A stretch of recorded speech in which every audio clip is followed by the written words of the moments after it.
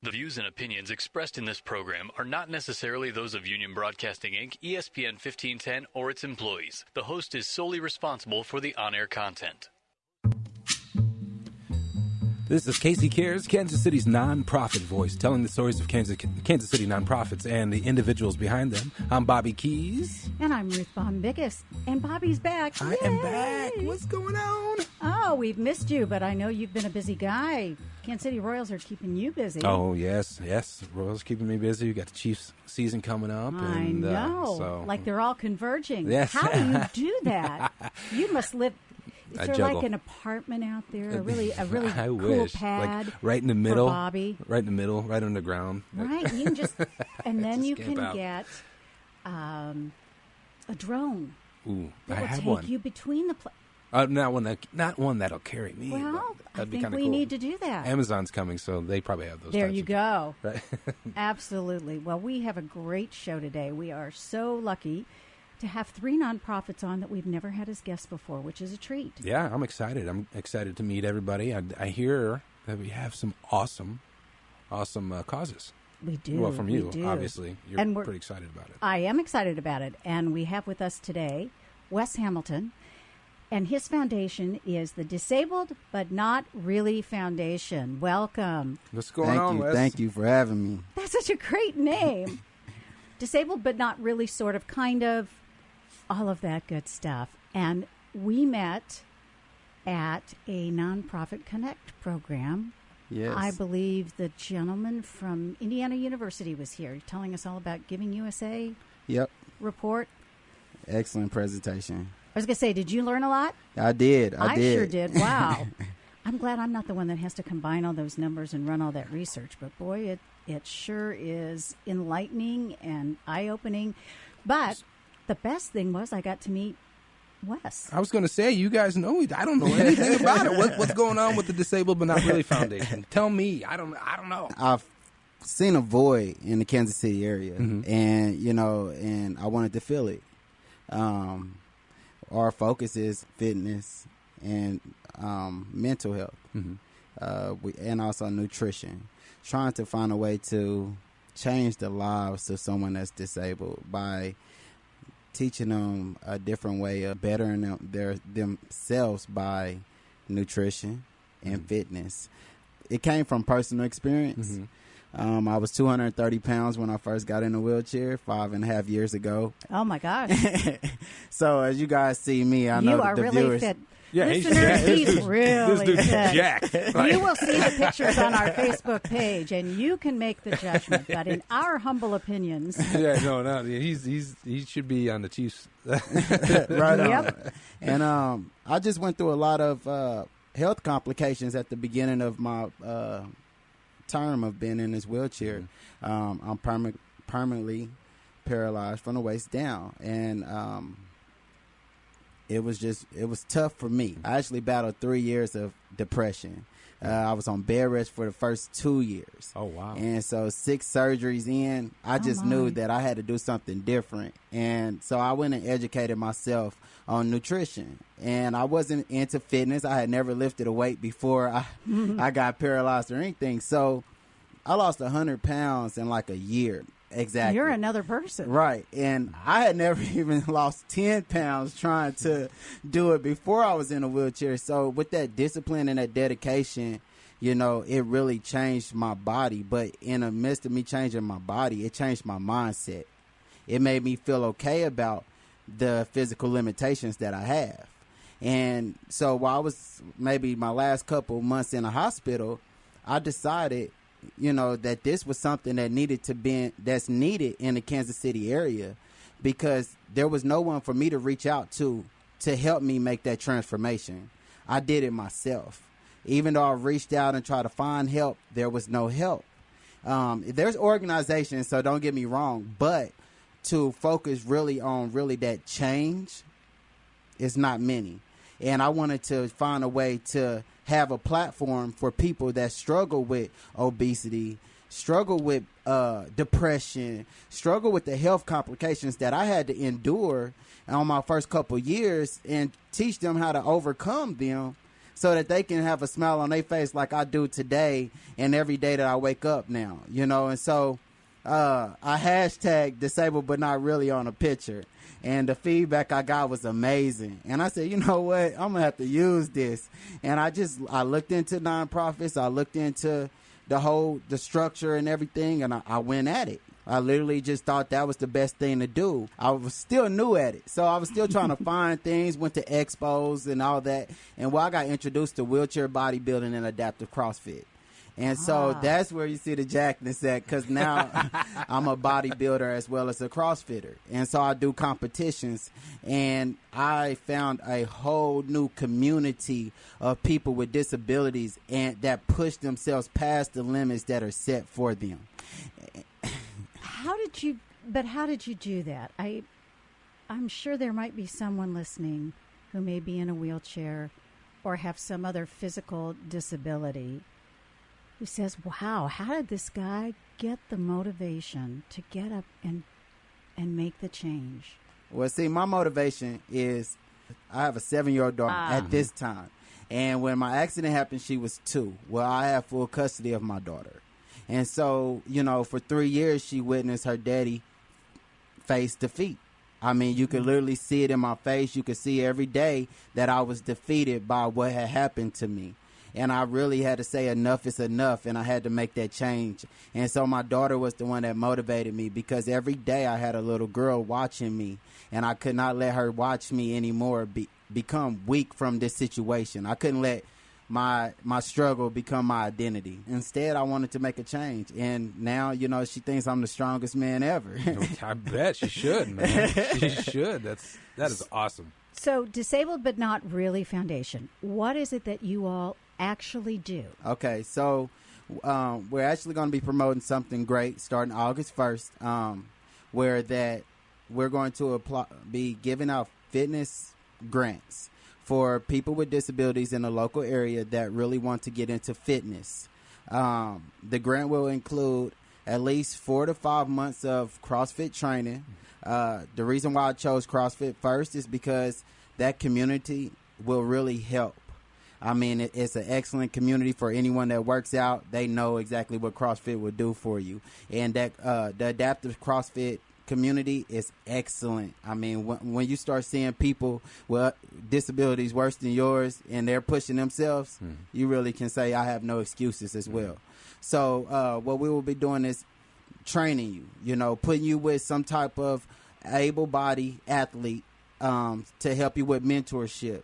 And then the end result will be to send you to a CrossFit competition so that you can compete and be with that group of people and learn that community, meet people, network, and come back home and feel a lot better and start pushing yourself on a day-to-day basis. And so with that grant, it will start to help not only get you fit, but we will teach you nutrition, because nutrition has to be implemented into your fitness life.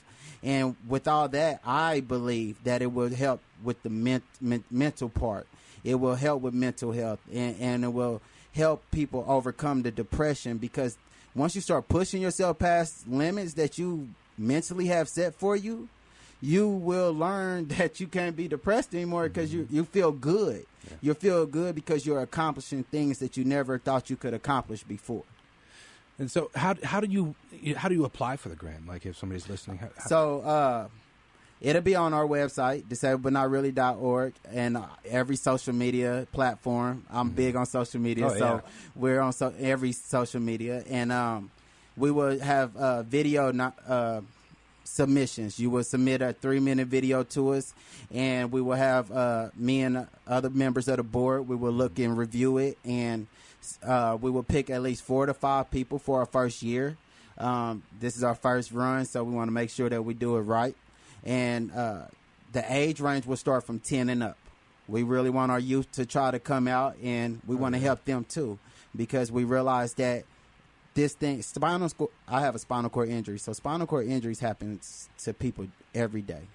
And sometimes it happens to children. And we have to realize that we have to help change that mentality for children, because if it's hard for an adult when it happens to them, you got to just imagine how it is when it's with a child.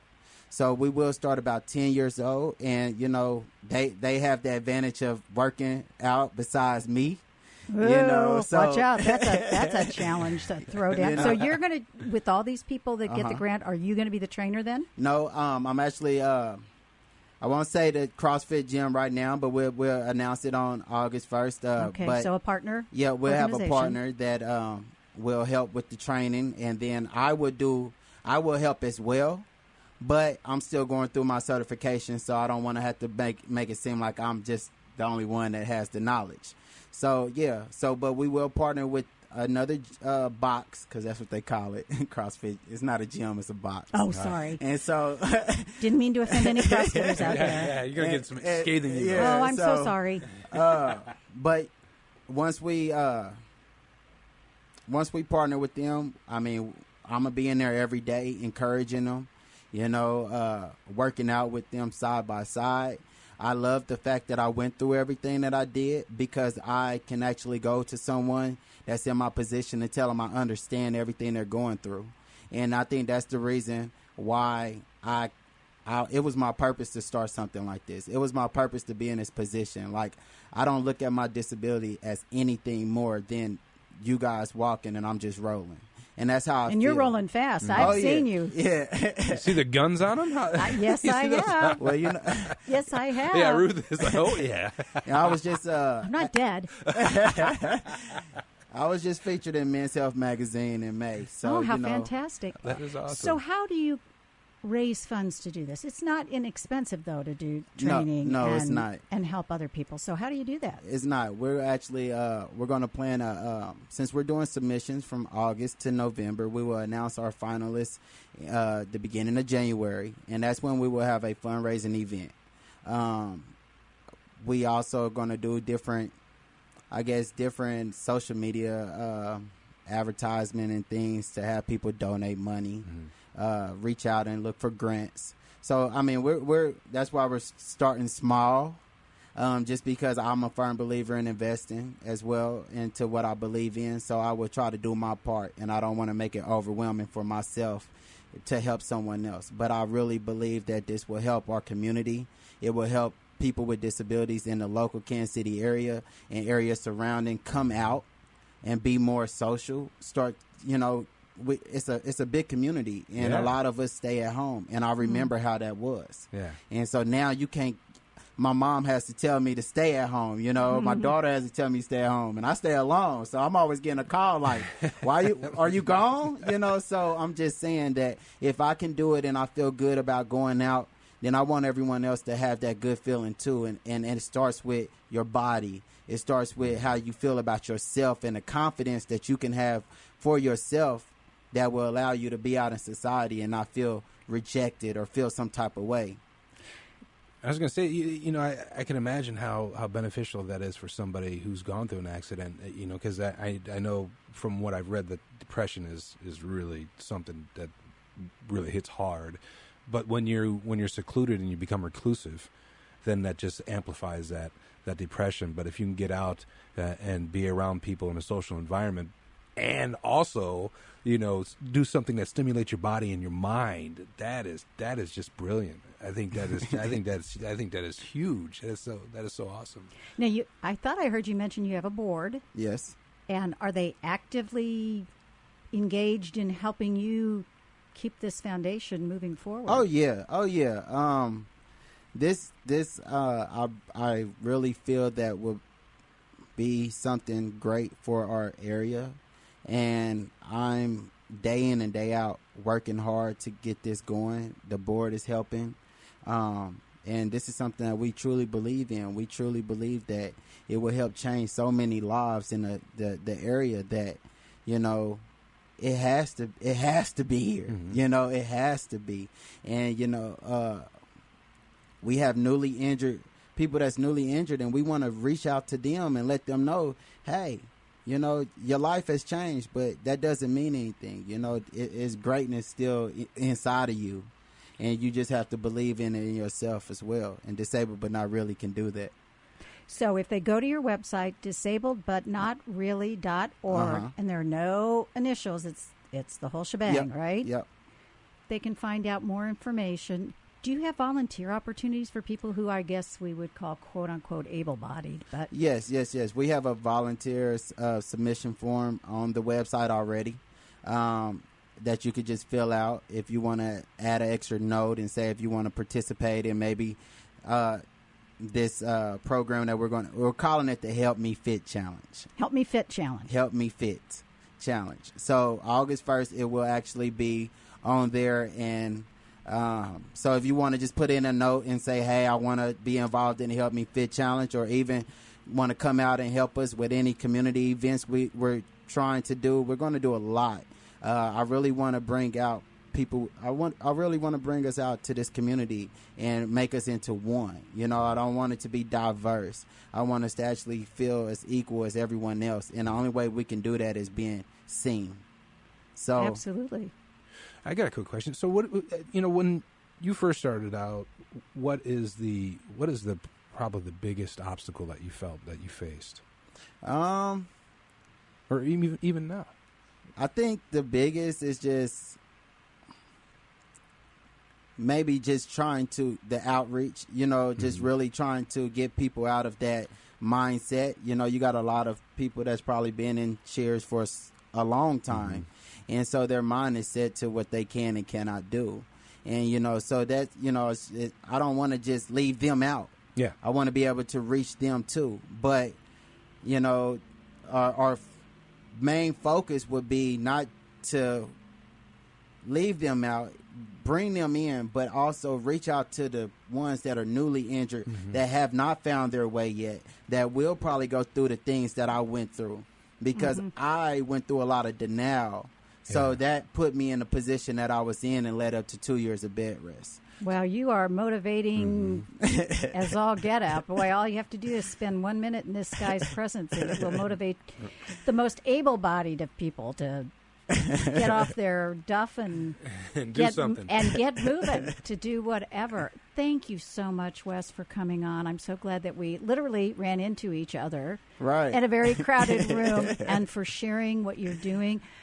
Will you come on after the first of the year and tell us about who you selected and how it's going? Oh, I would love to. Maybe we can even follow with our digital component how they're doing. And I would love that. Let's show the community. Let's show the community how we can make a change. That'll be super. Thank you so much. We'll be back after this.